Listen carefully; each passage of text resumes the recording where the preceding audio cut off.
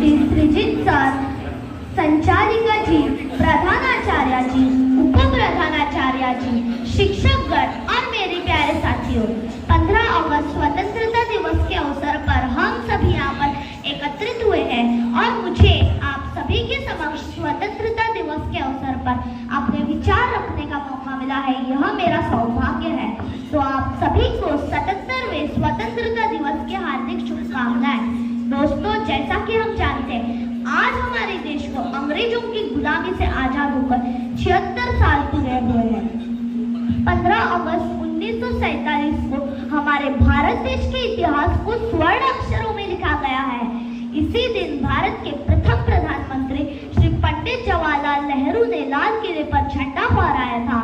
तब से लेकर भारत के प्रधानमंत्री लाल किले पर झंडा फहराते हैं, राष्ट्रगान गाते हैं और सभी शहीद स्वतंत्रता सेनानियों को 21 तोपों की सलामी दी जाती है।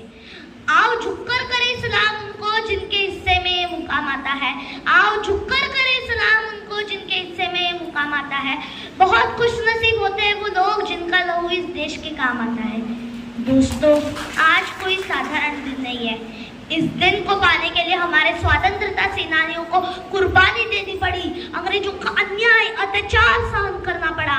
हमारे देश के साहसी सेनानियों के संघर्ष के कारण, उनके बलिदान के कारण 15 अगस्त 1947 को हमारा भारत देश अंग्रेजों की गुलामी से आजाद हुआ।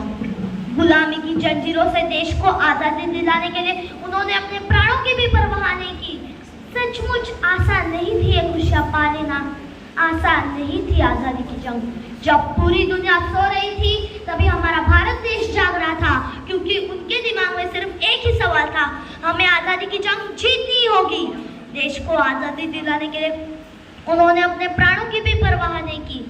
जैसे कि स्वतंत्र वीर सावरकर, लोकमान्य तिलक, भगत सिंह, लाला लाजपत राय, मंगल पांडे, नेताजी सुभाष चंद्र बोस, इन जैसे कई वीरों के अथक संघर्ष और बलिदान के कारण आज हम अंग्रेजों की गुलामी से आजाद होकर एक खुले आसमान में सांस ले रहे हैं।